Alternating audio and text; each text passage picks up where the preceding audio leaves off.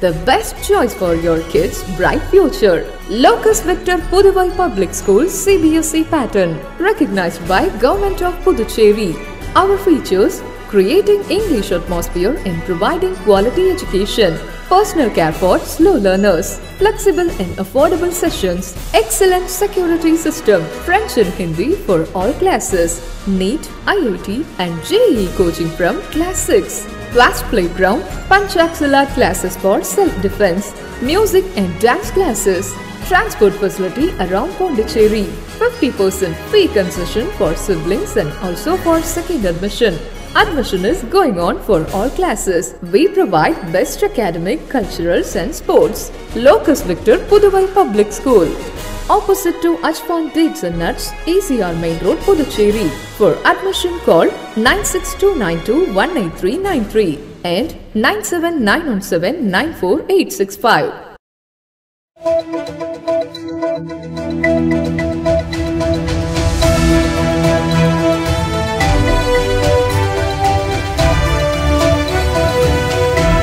வணக்கம். சக்தி சேனலின் புதுவையின் இன்றைய நிகழ்வுகள். மக்களவை தேர்தலை முன்னிட்டு புதுச்சேரியில் அனுமதி பெற்றிருந்தாலும் வெடிபொருட்கள் விற்பனைக்கு தடை விதிக்கப்பட்டுள்ளது. இதுகுறித்து புதுச்சேரி மாவட்ட ஆட்சியரும் தேர்தல் நடத்தும் அதிகாரியுமான குலோத்துங்கன் வெளியிட்டுள்ள செய்திக்குறிப்பில், புதுச்சேரி மக்களவை தேர்தல் வாக்குப்பதிவு வருகின்ற 19ஆம் தேதியும் வாக்கு எண்ணிக்கை வருகின்ற 4ஆம் தேதியும் நடைபெறவுள்ளது. சுதந்திரமான வெளிப்படையான தேர்தல் நடத்த மாவட்ட நிர்வாகம் பல்வேறு முன்னெச்சரிக்கை நடவடிக்கைகளை மேற்கொண்டு வருகிறது. தேர்தலின் போது வெடிபொருட்கள், வெடி மருந்துகளை தவறாக பயன்படுத்துவதை தடுப்பதற்காகவும், பொது அமைதி மற்றும் பொதுமக்களின் பாதுகாப்பை உறுதிப்படுத்துவதற்காகவும் மாவட்டத்தில் பட்டாசு தயாரிக்கவும் விற்பதற்கும் வழங்கப்பட்ட உரிமங்கள் வரும் 17ஆம் தேதி முதல் 20ஆம் தேதி வரையிலும், ஜூன் 2ஆம் தேதி முதல் 5ஆம் தேதி வரையிலும் தற்காலிகமாக தடை செய்யப்படுகிறது. மாவட்ட ஆட்சியரின் உத்தரவை மீறி செயல்படுகின்றவர்களின் உரிமங்கள் ரத்து செய்யப்படுவதுடன் உரிய விதிமுறைப்படி சம்பந்தப்பட்டோர் மீது நடவடிக்கை எடுக்கப்படும் என்றும் குறிப்பிடப்பட்டுள்ளது. புதுச்சேரி மாநிலத்தில் மீன்பிடி தடைக்காலம் இன்று தொடங்கிய நிலையில் மீனவர்கள் யாரும் கடலுக்குள் தடையினை மீறி மீன்பிடிக்க செல்ல வேண்டாம் என மீன்வளத்துறை எச்சரிக்கை விடுத்துள்ளது. கடலில் மீன் வளத்தை பெருக்க ஆண்டுதோறும் 61 நாட்கள் மீன்பிடி தடைக்காலம் அமல்படுத்தப்படுகிறது.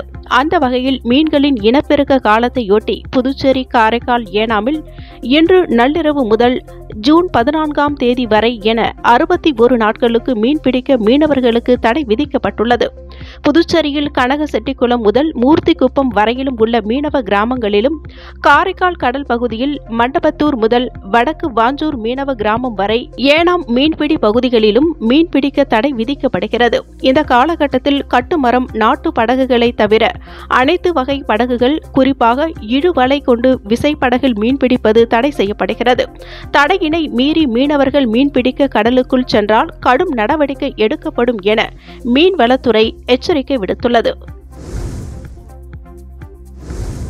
புதுச்சேரியில் பங்குச்சந்தையில் முதலீடு செய்து அதிகம் லாபம் சம்பாதிக்கலாம் என கூறி தொழிலதிபரிடம் ரூபாய் 1,53,00,000 மோசடியில் ஈடுபட்ட மர்ம நபர்கள் குறித்து காவல்துறையினர் விசாரணை மேற்கொண்டு வருகின்றனர்.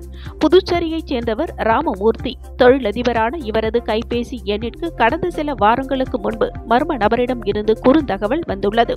அதில் இணைய வழியில் பங்குச்சந்தையில் முதலீடு செய்தால் அதிகம் லாபம் சம்பாதிக்கலாம் என குறிப்பிடப்பட்டிருந்தது. அதை நம்பிய ராமமூர்த்தி மர்ம நபரை தொடர்பு கொண்டு அவர் கூறியபடி பல தவணைகளில் பணம் முதலீடு செய்துள்ளார். முதலீடு செய்தபோது அவருக்கு லாபம் கிடைத்துள்ளது. அவரது வங்கிக் கணக்கில் பணம் சேருவது போல் இணையதளத்தில் காட்டப்பட்டது. அந்த பணத்தை அவர் எடுக்க முயன்றபோது மேலும் பணம் செலுத்த வேண்டும் என கூறப்பட்டுள்ளது. ஆனால் பணம் செலுத்தியும் அசலுடன் லாபத்தையும் அவரால் பெற முடியவில்லை. இதனால் தான் ஏமாற்றப்பட்டதை உணர்ந்த ராமமூர்த்தி புதுச்சேரி இணையவழி குற்றத்தடுப்பு பிரிவு காவல்துறையினரிடம் புகார் அளித்துள்ளார். இதுகுறித்து சைபர் கிரைம் எஸ்பி பாஸ்கரன் உத்தரவின் பேரில் ஆய்வாளர் தியாகராஜன், கீர்த்தி தலைமையிலான காவல்துறையினர் வழக்கு பதிவு செய்து விசாரணை மேற்கொண்டு வருகின்றனர். புதுச்சேரியில் துறவரம் போகும் 13 வயது சிறுவனை மேளதாளம் முழங்க சாரட் வண்டியில் ஊர்வலமாக அழைத்துச் சென்ற உறவினர்கள் வழி அனுப்பிய நிகழ்வு ஆச்சரியத்தை ஏற்படுத்தியுள்ளது. புதுச்சேரி சித்தன்குடி பகுதியைச் சேர்ந்தவர் விகாஷ் சம்தர்யா. இவருடைய மனைவி பிரியங்கா. இவர்களுக்கு 2 மகன்கள் உள்ளனர். இவர்களது இளைய மகன் 13 வயதான ஹார்திக் ஆன்ம வாழ்க்கையினை மேற்கொள்ளும் விதமாக துறவரம் மேற்கொள்ளக்கூடிய முடிவினை எடுத்திருக்கிறார். இதுகுறித்து தன்னுடைய பெற்றோர்களிடம் இவர் தெரிவித்த போது அவர்களும் இதற்கு சம்மதம் தெரிவித்தனர். இதைத் தொடர்ந்து 2 வருடமாக சமண குருக்களுடன் பயணித்து வாழ்ந்து வந்த ஹார்திக் சமண கொள்கைகளை சரியாக கடைபிடித்ததால் அவருக்கு தீட்சை வழங்க சமண குருக்கள் அனுமதி தெரிவித்தனர். இதைத் தொடர்ந்து ஹார்திக் தனது பெற்றோர்கள் மற்றும் உறவினர்களிடம் ஆசி பெற்றார். மேலும் தனது இல்லத்தில் இருந்து புத்தாடை அணிந்து சாரட் வண்டியில் மேல தாளங்கள் முழங்க பாரதி வீதி, அண்ணா சாலை மற்றும் 45 அடி சாலையில் உள்ள ஜெயின் கோவில்களுக்கு ஊர்வலமாக சென்று ஹார்திக் வழிபாடு செய்து நேற்று இரவு வீட்டில் இருந்து புறப்பட்டார். ஏப்ரல் 28ஆம் தேதி அகமதாபாத்தில் உள்ள பாலித்தீனா புனித ஆலயத்தில் தீட்சை பெறும் ஹார்திக் அதன் பிறகு ஊராக வெறும் காலுடன் நடந்து செல்வது, வெள்ளை நிற ஆடை அணிவது, தனது சொந்த உறவுகளுடன் எந்த தொடர்பும் வைத்துக் கொள்ளாமல் இருப்பது, சமண தர்மத்தை பிரச்சாரம் செய்வது போன்ற கடினமான வாழ்க்கையினை பின்பற்றி செல்வது குறிப்பிடத்தக்கது. புதுச்சேரியில் மிகவும் பிரசித்தி பெற்ற வில்லியனூர் லூர்து மாதா தேவாலயத்தின் 147வது ஆண்டு திருவிழாவையொட்டி நடைபெற்ற ஆடம்பர தேர்பவனியில் ஆயிரக்கணக்கான கிறிஸ்தவர்கள் கலந்து கொண்டனர். புதுச்சேரி வில்லியனூரில் பிரசித்தி பெற்ற தூய லூர்து மாதா ஆலயம் அமைந்துள்ளது. பிரான்ஸ் நாட்டின் லூர்து நகருக்கு பின் உலகிலேயே லூர்து மாதாவிற்கு என்று கட்டப்பட்ட 2வது ஆலயம் இந்த ஆலயமாகும். இந்த ஆண்டிற்கான திருவிழா கடந்த மாதம் 6ஆம் தேதி கொடியேற்றத்துடன் தொடங்கியது. இதைத் தொடர்ந்து நவ நாட்களில் காலை மாலை 2 வேளைகளிலும் சிறப்பு திருப்பலிகள் நடைபெற்றது.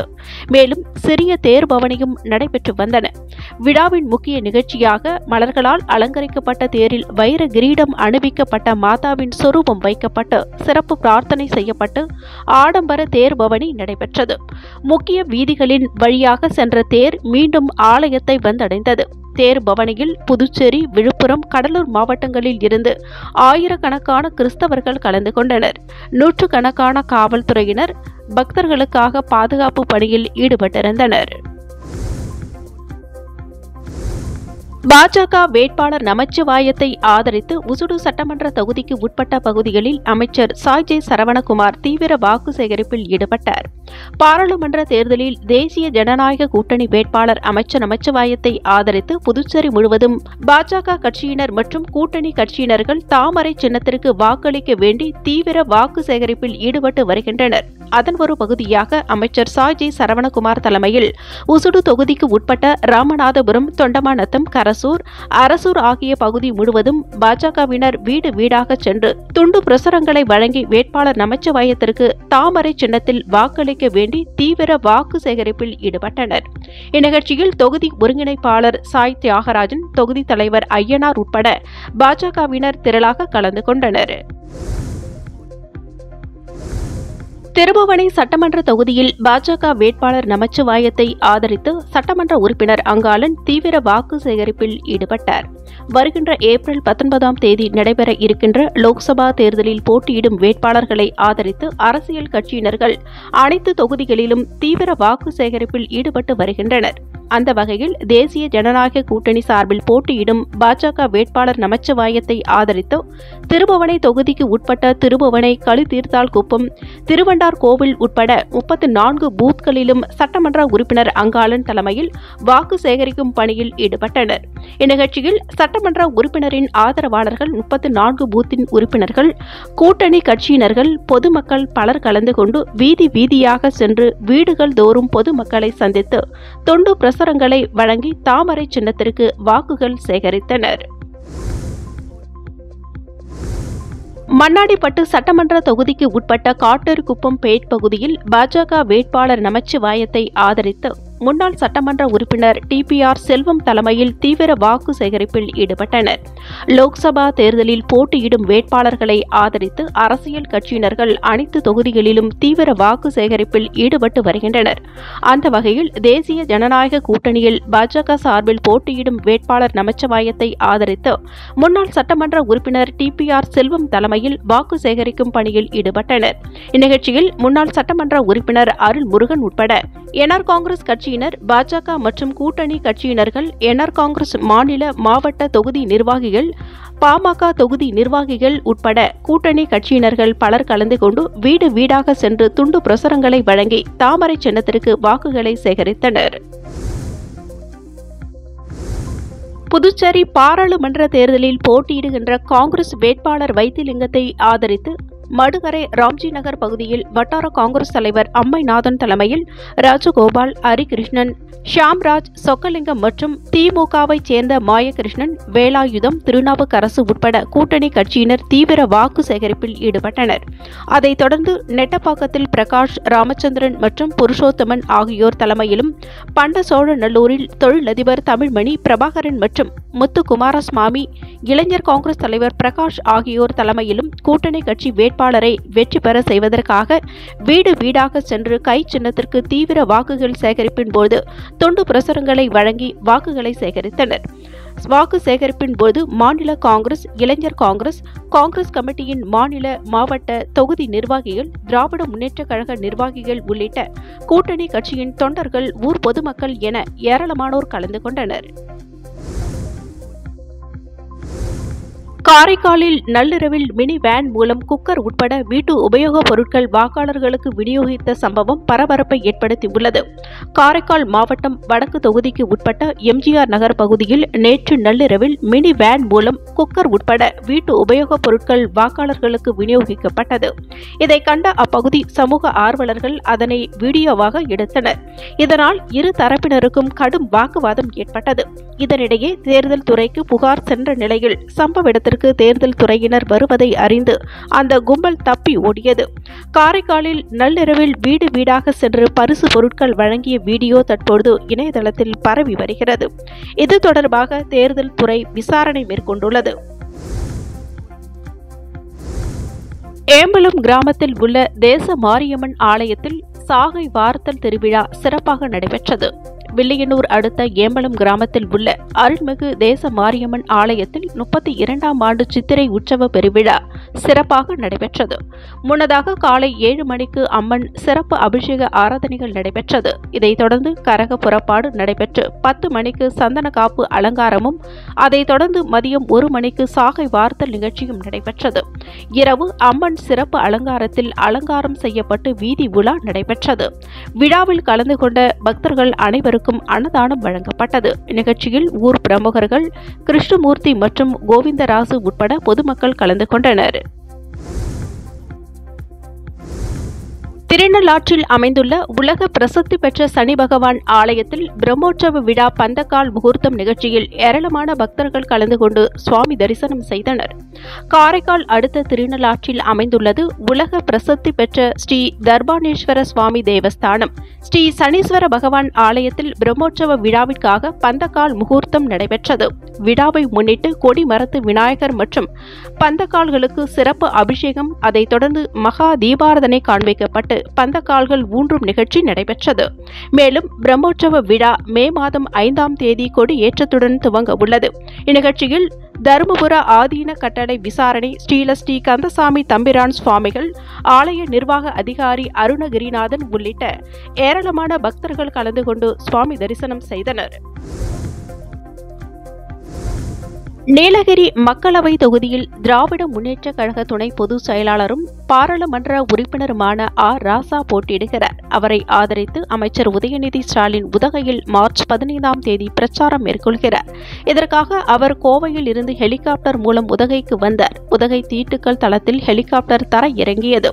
அவரை அமைச்சர் ராமச்சந்திரன், மாவட்ட திராவிட முன்னேற்றக் கழக செயலாளர் முபாரக் மற்றும் திராவிட முன்னேற்றக் கழகத்தினர் வரவேற்றனர். அப்பொழுது அங்கு வந்த தேர்தல் பறக்கும் படையினர் அமைச்சர் உதயநிதி வந்த ஹெலிகாப்டரை சோதனையிட்டனர்.